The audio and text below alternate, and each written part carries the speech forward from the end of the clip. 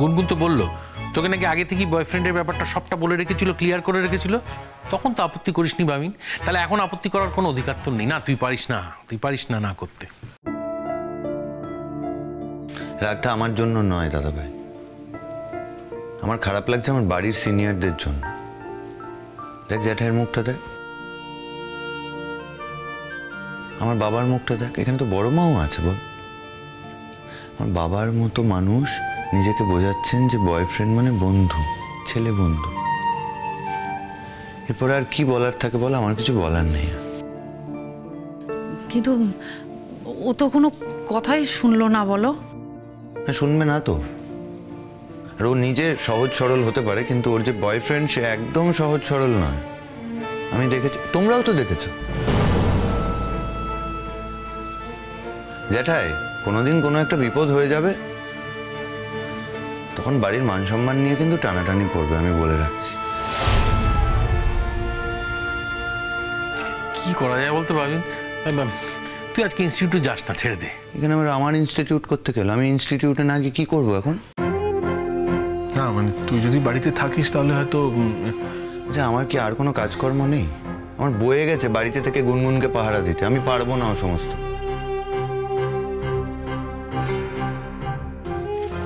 আমি আসছি, আর বলছি যে সব কিছু তো শুনলে, ওর বাবাকে জানিয়ে দাও যে ও বয়ফ্রেন্ডের সাথে দেখা করতে যাচ্ছে। সব কিছু মেনে নিও না জ্যাঠাই, এরপর কিন্তু বিপদ হলে আমরা সবাই বিপদে পড়বো, বিপদ থেকে বেরোতে পারবো না। না কিন্তু আমি ওর বাবাকে কি করে বলবো যে আপনার মেয়ে তার বয়ফ্রেন্ডের সঙ্গে দেখা করতে যাচ্ছে? আচ্ছা কেন বলতে পারবে না? ওনার মেয়ে যদি যেতে পারে তুমি বলতে পারবে না? আচ্ছা উনি কি করবেন? আমাদেরই বুঝিয়ে সুঝিয়ে যা হোক একটা মানে করে বোঝানোর মেয়ে, বোঝার মেয়ে। আমি জানি না, আমি যাচ্ছি, বোঝাও তোমরা। পদ্মা তুমি দেখো বুঝিয়ে সুঝিয়ে যে একটা কিছু করো। হ্যাঁ মানে ও তো সহজ সরল মেয়ে, আমাদের সামনে যা বলেছে, কিন্তু পাড়া প্রতিবেশীর সামনে যদি বয়ফ্রেন্ড বলে তাহলে কিন্তু আর চিৎকার পড়ে যাবে, বুঝতে পেরেছো? না কিন্তু করবোটা কি, আটকাবো কি করে? আমি জানি না, দেখো কি করবে। আমি চললাম বাবা। ও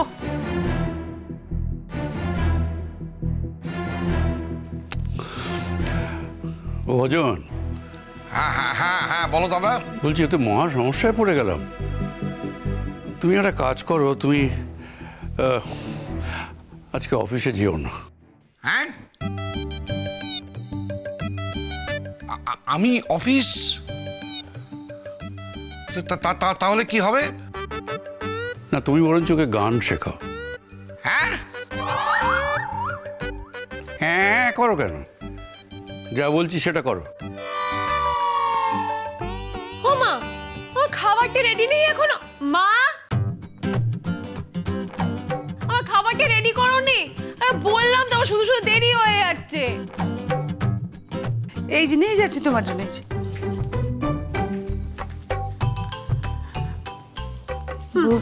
বলছি তুমি একদম চেঞ্জ করে এলে যে। তোমরা কি একটা কথা বোঝো না? কি গো? আর বললাম তো বেরোবো, আমার দেরি হয়ে যাচ্ছে। ড্যাডিকেও তো ফোন করে বলে দিলাম গাড়ি পাঠাতে। গুনগুন তুমি তোমার ড্যাডিকে বলেছো যে তুমি কোথায় যাচ্ছ? হ্যাঁ ড্যাডিকে বললাম তো যে আমি আমার বয়ফ্রেন্ডের সাথে বেরোবো, গাড়িটা একটু পাঠিয়ে দাও। তোমার ড্যাডি কি বললো? ড্যাডি আবার কি বলবে? ড্যাডি বলল ঠিক আছে গাড়িটা পাঠিয়ে দিচ্ছি। এমনিতেও তো ড্যাডি হসপিটালে আছে, অপারেশন করছে, গাড়িটা তো ফাঁকাই পড়ে আছে, কোনো ব্যাপারই নয়।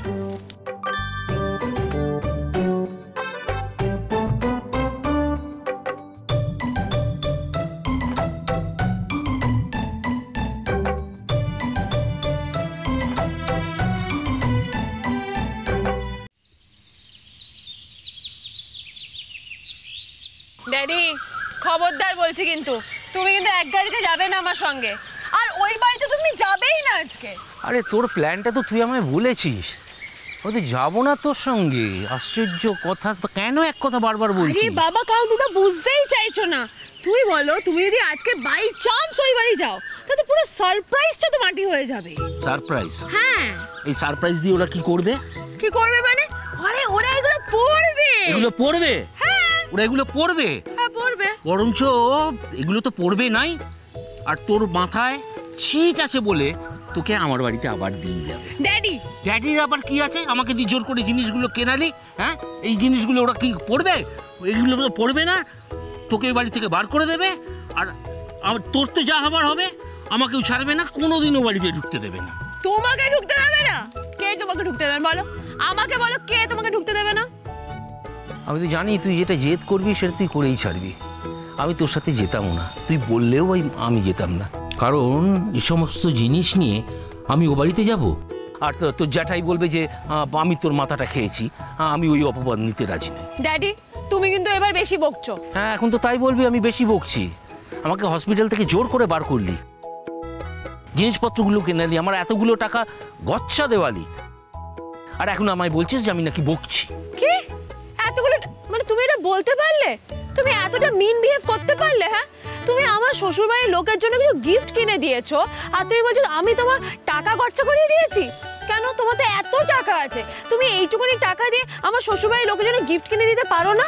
আমি হাত জোর করছি, তোমার শ্বশুরবাড়ির সম্বন্ধে আমি বলেছি গচ্ছা গেছে, তাই জন্য আমি হাত জোর করে বলছি আমার ঘাট হয়েছে। গচ্ছা গেছে কেন বলছি? এই কারণে বলছি যে এইগুলো কিন্তু কেউ পড়বে না। ঠিক পড়বে ড্যাডি, ঠিক পড়বে, তুমি দেখো। কিছুতেই পড়বে না। আরে বাবা দাঁড়াও, এগুলো রেখে দিতে হবে, তোমাকে বলছি। ওই জামাগুলো আমি ওদেরকে পরাবো, তারপর ওদের ছবি তুলবো আর তোমাকে পাঠাবো, তুমি দেখবে না পরে কি পরে না। হ্যাঁ আচ্ছা ঠিক আছে, ঠিক আছে, যাও ওঠো, এবার গাড়িতে ওঠো, যাও, আমাকে যেতে হবে, আমার দেরি হয়ে যাচ্ছে, আমার হসপিটালে যেতে হবে, অপারেশন আছে।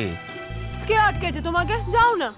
হ্যাঁ, এখন তো সেটাই বলবি, কাজের সময় কাজই, কাজ ফুরোলেই পাজি, এখন তো কাজ ফুরিয়ে গেছে। তুমি তো আমার সোনা ড্যাডি, আমার লক্ষ্মী ড্যাডি, আমার ভালো ড্যাডি, আমার বেস্ট ড্যাডি। তুমি সবই তো বুঝলাম, কাল সময় মতো চলে এসো। হ্যাঁ আসবো, আসবো, একদম সময় মতো চলে আসবো। ওই ক্রেজিটা যাবে, এটাই যা। আবার বাজে কথা? কি বাজে কথা বলেছি? হ্যাঁ, ক্রেজিকে ক্রেজি বলবো না তো কি বলবো? না, বলবে না, এখন ও তোমার হাজবেন্ড হয়, হাজবেন্ডকে সম্মান দিয়ে কথা বলতে হয়। হাজবেন্ড না ছাই। আবার বাজে কথা গুনগুন। ঠিক আছে, আমি আসছি, আচ্ছা টাটা। এসো। এই গুনগুন, কি? এই দেখ জ্যাঠাই ফোন করেছে। কি? জ্যাঠাই। এই তুমি কিন্তু একদম বলবে না তুমি আমার সঙ্গে আছো, তুমি বললেই কিন্তু পুরো সারপ্রাইজ নষ্ট হয়ে যাবে। বলবে না বলবো না, কিন্তু। ফোনটা ধরতে দে। আচ্ছা, বলবে না কিন্তু। হ্যাঁ দাদা বলো। কৌশিক, তোমার মেয়ে কি তোমার সঙ্গে কোনো যোগাযোগ করেছে? কে, গুনগুন? না, আমার সঙ্গে তো আজকে কোনো কথা হয়নি। অবশ্য আমি সকাল থেকে একটু বিজিও ছিলাম, এখনো আছি বিজি। কেন, কি হয়েছে? মানে সব ঠিক আছে তো? কি ঠিকঠাক আছে বলি বলো তো। সকালবেলা ব্রেকফাস্ট করলো, ব্রেকফাস্ট করে তারপরে বললো যে ওনার কি ওর বয়ফ্রেন্ডের সঙ্গে দেখা করতে যাচ্ছে। হ্যাঁ, বয়ফ্রেন্ডের সঙ্গে দেখা করতে যাচ্ছি বলে গেছে? না, তা নাহলে আর বলছে কি তোমাকে? না, হ্যাঁ হ্যাঁ হ্যাঁ দাদা বলো। মানে এখনো বাড়ি ফেরার নাম করছে না, এদিকে সন্ধে হতে যায়। আমি বড্ড উদ্বিগ্নের মধ্যে আছি কৌশিক। এতক্ষণ আমাকে বলোনি কেন? আমি আর কি বলি বলো তো, এই বাড়ির নতুন বউ ফুলসজ্জার পরের দিনই বাড়ি থেকে বেরিয়ে গেছে, কি বয়ফ্রেন্ডের সঙ্গে দেখা টাকা করতে গেছে বলে গেল।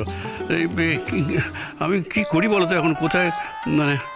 আর শোনো, বাবিন তো এ কথা শুনে রাগ করে বাড়ি থেকে বেরিয়ে গেছে। সে কি কথা? বাবিন রাগ করে বেরিয়ে গেছে? কি বলছি তোমাকে, তাহলে রাগ করে বাড়ি থেকে বেরিয়ে গেছে। আর বেরোবে নাই বা কেন বলো? বাড়ির সকলের সামনে এসে বলে গেল যে সে নাকি বয়ফ্রেন্ডের সঙ্গে দেখা করতে যাচ্ছে। না, আমি জানি তোমার মেয়ের মনে কোনো পাপ নেই, খুব ভালো মেয়ে, কিন্তু তবুও তুমি ওকে একটু বুঝিয়ে বলো যে এরকম করতে নেই, না বলে টলে চলে গেছে, এটা করা ঠিক না। তুমি একটু বুঝিয়ে বলো কিন্তু। ওরা কালকে আসছে তো, তুমি একদম চিন্তা করো না দাদা, আমি ভালো করে বুঝিয়ে দেবো, ভালো করে বুঝিয়ে দেবো। কি জানি তোমার মেয়ে কখন ফিরবে, আর বাবিনটাই বা কখন ফিরে, আর ফিরে তার কী রিয়াকশন হবে আমি কিচ্ছু বুঝতে পারছি না। ও তুমি ভেবো না, কোনো চিন্তা করো না, সব ঠিক হয়ে যাবে। পটকারা আছে তো, আমার পটকারদের উপর অনেক ভরসা আছে। না, সবই ঠিক আছে, পটকারা আছে, আমরাও আছি, কিন্তু ও যে কথাটা বলেছে সেটা তো ঠিক নয়, বলো? না না, ভুল, একদম ভুল, একদম ঠিক নয়। তুমি শাসন করবে, আশ্চর্য! তোমাকে তো আমি পুরো ছাড়পত্র দিয়ে রেখেছি। বাড়ির অন্যান্য মেয়েদের যেভাবে শাসন করো, তুমি গুনগুনকেও সেইভাবে শাসন করবে। দাদা, আমার হসপিটাল আছে, অপারেশন আছে, বুঝলে? তাই জন্য এখন আর কথা বলতে পারছি না, আমি তোমার পরে ফোন করব। তুমি তোমার হসপিটাল আর এই অপারেশন নিয়ে আছো, আর তোমার মেয়ে যে এত বড় একটা কাণ্ড ঘটালো, সেসবটা তুমি আমার ঘাড়ে ঠেলে দিলে। তুমি অপারেশন হসপিটাল নিয়ে আছো, তো আমি এখন কি করবো বলো তো?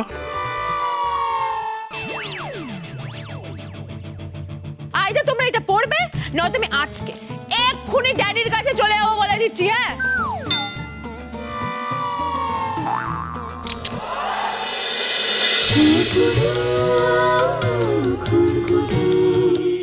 স্টার জলসার প্রিয় শো দেখার জন্য সাবস্ক্রাইব করুন আমাদের ইউটিউব চ্যানেলে এবং আপডেটেড থাকার জন্য প্রেস করুন বেল আইকন।